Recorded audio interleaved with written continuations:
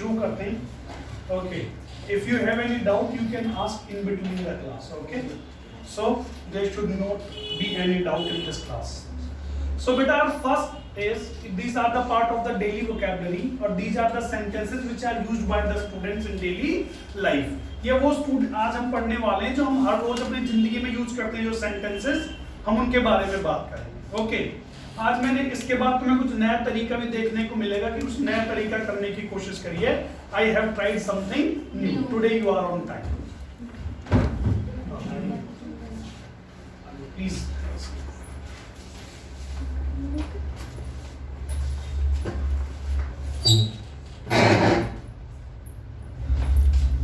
Is it visible to you? आपको दिख रहा है? कोई प्रॉब्लम तो नहीं? अगर आप चाहें you can move your chair a little back. थोड़ा सा नहीं, पीछे करने की कोशिश। इधर आने के लिए स्पेस नहीं बची।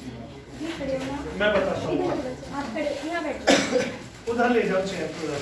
हाँ, so that अब बताओ मुझे, इज इट विजिबल टू, दिख रहा है आपको ये? हाँ, नहीं है, मुझे थोड़ा स्पेस चाहिए।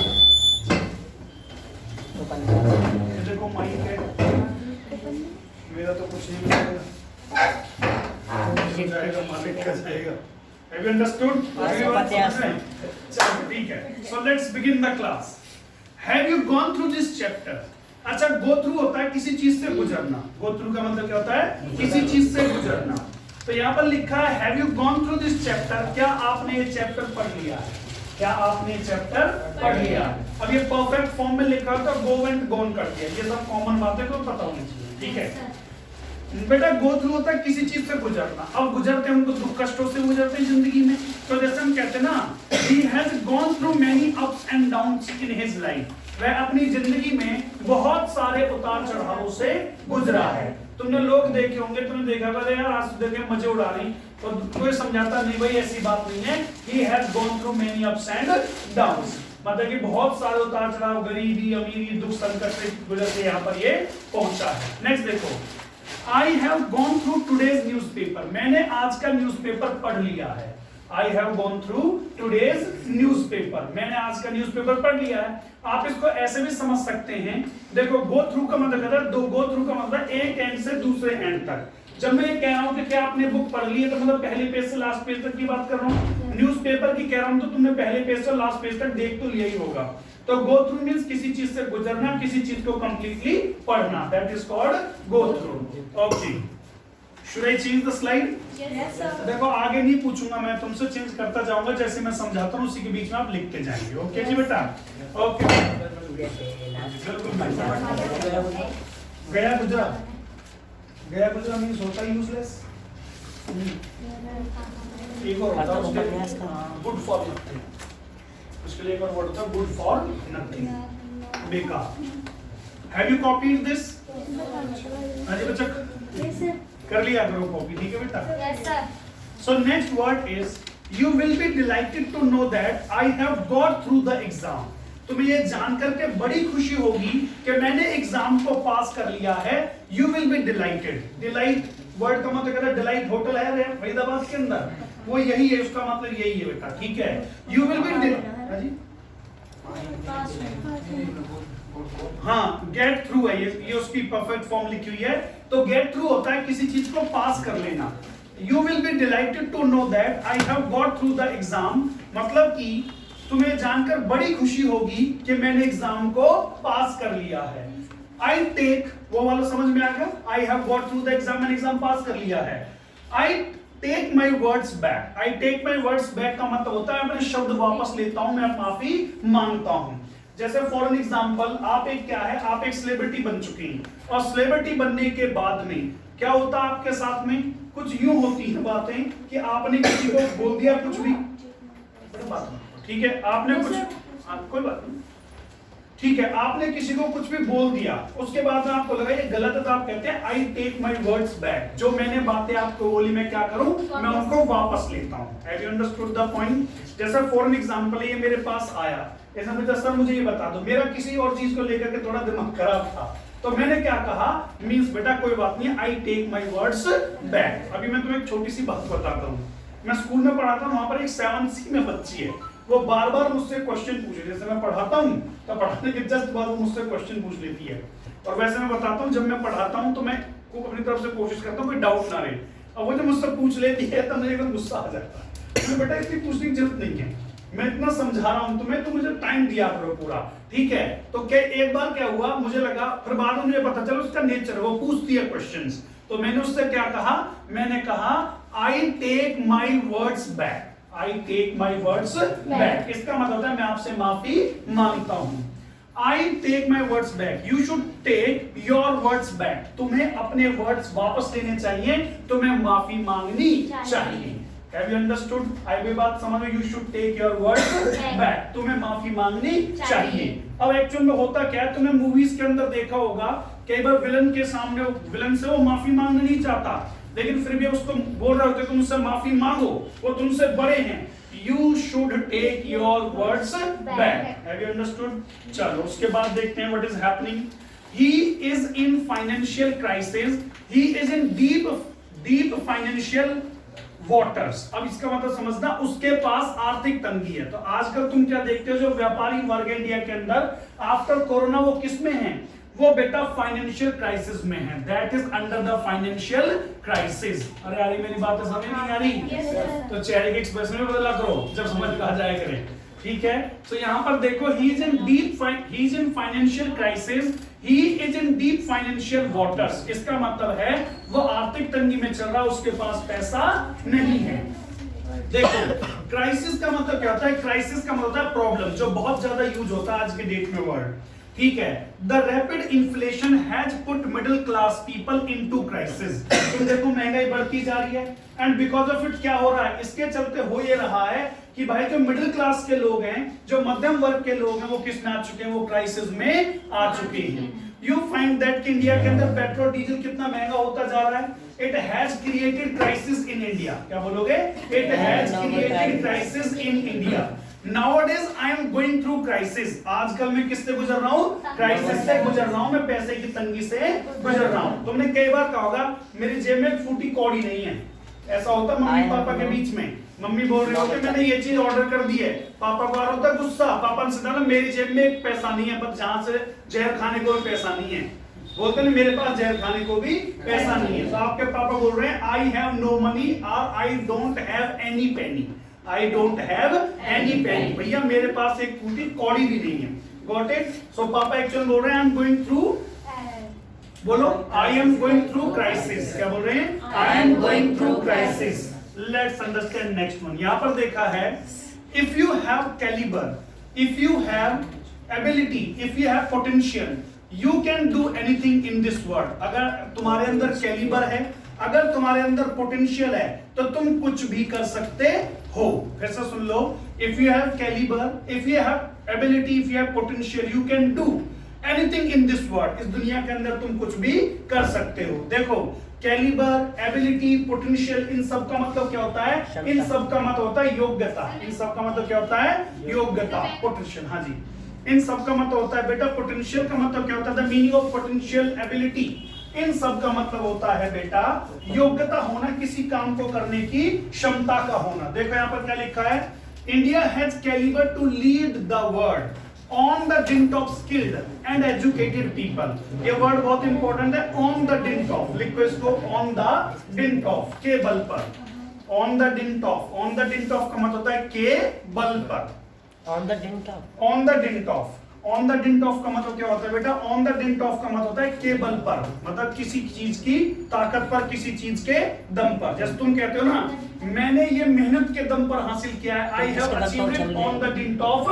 लेबर, मैंने इसमें दिन रात लगाए हैं भाई, I have achieved it on the dint of hard work, on the dint of hard work. तो इंडिया में एबिलिटी है, इंडिया के अंदर कैलिबर है पूरी दुनिया को लीड करने के लिए। किसके बिहाफ पर, भाई लोग हैं इंडिया के पास में, पूरी दुनिया को चाहिए लोग, वो भी इंटेलिजेंट लोग, तो इंडिया के पास हैं। Indian cricket team has not performed as per its potential.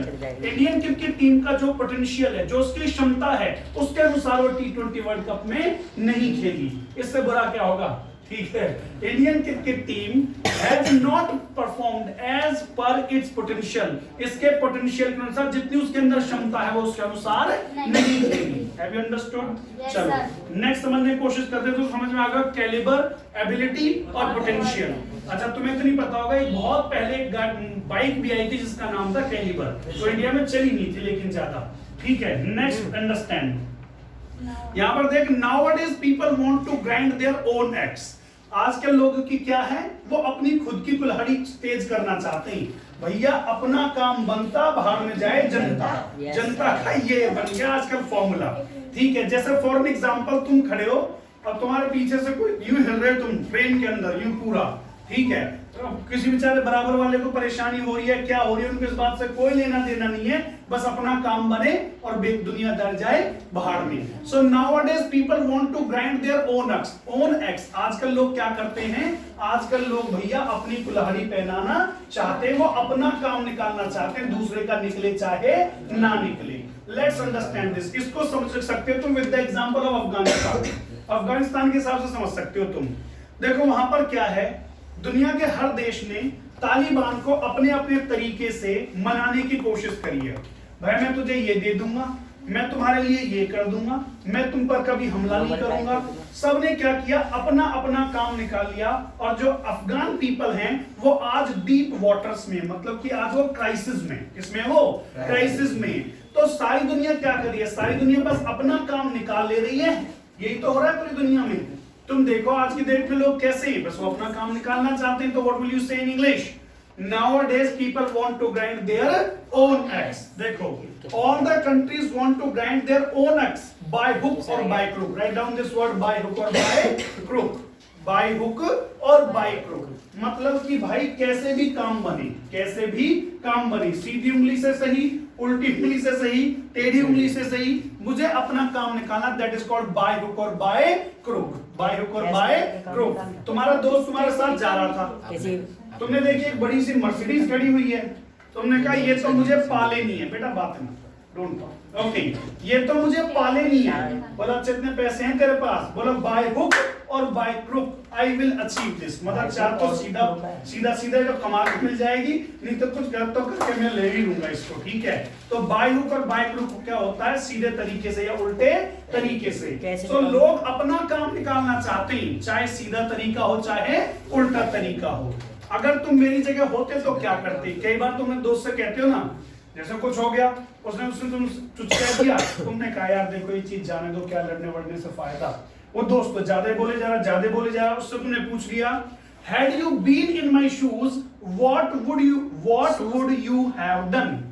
What would you have done? भाई तुम क्या करते? अगर तुम मेरी जगह पर होते तो तुम क्या करते? Have you understood? तुम्हारे पापा हैं, तुम्हारे पापा से कोई थोड़ा फालतू बोल गया, तुमने कहा पापा उसको जाने क्यों दिया, हम तो उसका मुंह तोड़ देते यहीं पर। पापा का इधर आ, इसका जीजा सच्चो है, अब बता क्या करेगा तू? Have you understood? So अगर तुम मेरी जगह होते तो तुम क्या करते? Had you been in my shoes, what would you have done? तुम क्या करते? देखो बेटा बात समझ में आ रही है नहीं आ रही है? Yes sir. चलो जी आ रही है, तो लेट्स अंडरस्टैंड नेक्स्ट वन। तुम्हारे लिए लाया हूँ आज खिलाड़ी। ओके जी, आज ये मैं तुम्हारे लिए लाया हूँ। देखो यहाँ पर आज हम लेकर का लिखकर और लिखकर के बोल रहे हैं लाल परी, मेरे लिए एक पैग बना दो, मेरे लिए एक पैग बना दो। फिक्स मी अ पैग, क्या बोल रहे हो? Fix me a peg. तुमने अपने दोस्त से कहा कि हमारे लिए बना दो जरा एक पटियाला वाला, तो बोल रहे तुम fix me a peg. Have you understood? फिर तुमने कहा, वो ऐसे डालने लगा, अरे भाई अपने को सर्व करो with ice, serve me on the rocks. क्या बोल रहे हो? Serve me on the rocks, मतलब कि पहले डालो आइस क्यूब और फिर डालो परी, उसके बाद लगेगी अच्छी हमें। Have you understood? तो बेटा जब आप ये किसी से कहते हो कि मेरे लिए एक पैग बना दो, फिक्स मी अ पैग, क्या बोलोगे? Fix me a peg, serve me on the rocks, मतलब कि बर्फ पे डालना, मतलब कि बर्फ डाल के देना। अब घर जाके कोई नहीं बताएगा कि मैं ऐसी बातें सिखाता हूँ। Okay, so serve me on the rocks, मतलब कि मुझे बर्फ पर सर्व करना। नेक्स्ट देखो, आगे वो लिख लिया बेटा, have written that. Next one is she mesmerised me at the very first sight. She mesmerized me at the very first sight. अब इसका mesmerize का मतलब क्या होता है? आकर्षित करना। आई बात समझ में? इसको तो तुम समझ ही गए हो, बाकी मुझसे पूछना है क्या है इसका तुम्हें। She mesmerized me at the very first sight, मतलब कि वो मुझे पहली नजर में ही भा गई। Have you understood? So she mesmerized me at the very first sight. अब इसका यूज हम अलग अलग तरीके से कर सकते हैं, सिर्फ शैतानी दिमाग ना चलाएं, हर तरीके से ओके जी। She mesmerized me at the very first sight. First sight होता है पहली नजर। आगे बात समझ में? अब तुम्हारे दिमाग में वो गाना चलना शुरू हो गया होगा, ईविल वाला, है ना? अब यहाँ पर देखो, मैं जस्ट वैसे बोल रहा हूँ, द प्रेजेंटेशन वॉज मेस्मराइजिंग। जो प्रेजेंटेशन थी वो मेस्मराइजिंग थी, आकर्षित करने वाली थी। जो मैं तुम्हें प्रेजेंटेशन दे रहा हूँ, अगर तुम्हें अच्छी लगती है तो तुम कह सकते हो द प्रेजेंटेशन वॉज मेस्मराइजिंग। कैसी थी भाई प्रेजेंटेशन? मेस्मराइजिंग थी। नेक्स्ट है इंजीनियरिंग फैसिनेट्स मी। कुछ लोग होते हैं, मुझे इंजीनियरिंग क्या करती है? फैसिनेट करती है, मुझे अभी आकर्षित करती है। Have you understood? The cars of Jaguar, the cars of Jaguar fascinate me. जो कार है Jaguar की, वो मुझे क्या करती है? Fascinate करती है, मुझे आकर्षित करती है। Next है the fascinating air show thrilled people. कैसा शो है? Fascinating, आकर्षित करने वाले शो ने क्या किया? लोगों को थ्रिल्ड कर दिया, जोश से भर दिया, एक्साइटमेंट से भर दिया। Have you understood? तो बेटा क्या होता है? मेस्मराइज और फैसिनेट मींस क्या होता है? दोनों का मतलब आकर्षित करना। Have you understood? Sir allure का मतलब ये है ना? अल्योर का मतलब भी आकर्षित करना। नेक्स्ट वन है let him come, I will take him to task. मतलब उसे आने दो, मैं उसकी खबर लूंगा। उसे आने दो, मैं उसकी खबर लूंगा। अब देखो, तुम्हारी बहन है घर पे, बहन ने क्या किया? तुम जाके भाई सुबह निकले तो तुम मैच खेलने के लिए, तुम सुबह 7 बजे घर से निकल लिया, अब 1 बज चुका है। पापा ने कहा भाई सुधीर कहाँ पर गया हुआ है? बहन को बस मौका चाहिए था, पिछले 3 दिन से जो लड़ाई हुई है ना, आज सारा बदला निकाल लूंगी मैं। पापा उसका तो रोज का काम है, पापा उसका तो रोज का काम है, वो तो यही कर रहा है। मम्मी की मानता कौन है? मम्मी की तो कोई भी नहीं मान रहा, उसका तो पापा रोज का ये काम है। पापा ने कह दिया आज हम उसकी खबर लेंगे, उसकी आज हम खबर लेंगे, उसकी आज पेशी होने वाली है। तो उसको बोलते हैं बेटा टेक हिम टू टास्क। और इसको किस तरह से बोलेंगे? Take somebody to task. क्या बोलते हैं इसको? Take somebody to task. खबर लेना या पनिशमेंट देना, खबर लेना या पनिशमेंट लेना। खबर लेने का मतलब ये नहीं कि आपके हाथ चल कैसे पेट में दर्द नहीं है, वो वाली खबर तुम समझ गए, पहले कान पकड़ेंगे फिर मुक्के पड़ेंगे, वो वाली खबर है ये। ठीक है, let him come, I will take him to task, मतलब कि उसे आने दो, मैं उसकी खबर लूंगा। Latecomers will be taken to task by principal ma'am. जो लेट कमर्स हैं उनको मैम देखेंगी आज से। जो ये लेट आने वाले बच्चे जो रोजाना लेट आ रहे हैं ना, इनको क्या किया जाएगा? इनकी खबर ली जाएगी, इनकी पनिशमेंट दी जाएगी। Have you got it? Latecomers will be taken to task by principal ma'am. Principal ma'am क्या करेंगी? उनको पनिशमेंट देंगी, उनके टास्क लेंगी। नेक्स्ट देखो, your ideas should be authentic. तुम्हारे जो आइडियाज है वो कैसे होने चाहिए? ऑथेंटिक होने चाहिए। ऑथेंटिक के 2 मीनिंग निकाल सकते हो, ट्रुथ एंड रेलिवेंट। वो कैसे होने चाहिए? वो सच्चे होने चाहिए और रेलिवेंट होने चाहिए। मतलब कि तुम समझ गए होगे ऑथेंटिक का मतलब क्या होता है? ऑथेंटिक का मतलब होता है सच्चा और सच्चाई। ठीक है, इसके एडवर्ब क्या है? ऑथेंटिकली, और इसका नाउन क्या है? ऑथेंटिसिटी। अब देखो, इंफॉर्मेशन अवेलेबल ऑन इंटरनेट में नॉट बी ऑथेंटिक। जो इंटरनेट पर आपकी इंफॉर्मेशन अवेलेबल है वो कैसी हो सकती है? वो झूठी भी हो सकती है, मे नॉट बी ऑथेंटिक। जैसे for example, nowadays it is very difficult to get authentic source of news. आज की डेट में ऑथेंटिक सोर्स ऑफ न्यूज खोजना बड़ा ही मुश्किल है, जो बिल्कुल अच्छी और सच्ची बात बताता हो। Have you understood? You will have to submit your authentic documents in the school. School में तुम्हें कैसे जो ओरिजिनल वाले हैं वो जमा कराने पड़ेंगे। What is the authenticity of this product? इस प्रोडक्ट की ऑथेंटिसिटी क्या है भाई? कल को खराब हो जाए ये, इसमें कोई डिफेक्ट आ जाए, so what is the guarantee of this product? What is the authenticity of this product? Got the point? So next one, अगला समझते हैं। पहले उसको बाद में पढ़ेंगे, उसको पहले पढ़ रहे हैं। जैसे कह रहा है एक स्टूडेंट है, मेरे हाथ में खुजली हो रही है, टीचर ने कहा इसका मतलब तुम्हें डंडे पड़ेंगे। आई बात समझ में? तो हाथ में खुजली होना क्या है? ये जस्ट मजाक था तुम्हें समझाने के लिए। That is called itching, that is called itching. अच्छा, उस फीलिंग को क्या बोलते हैं? उसको बोलते हैं itching sensation. What do we call that?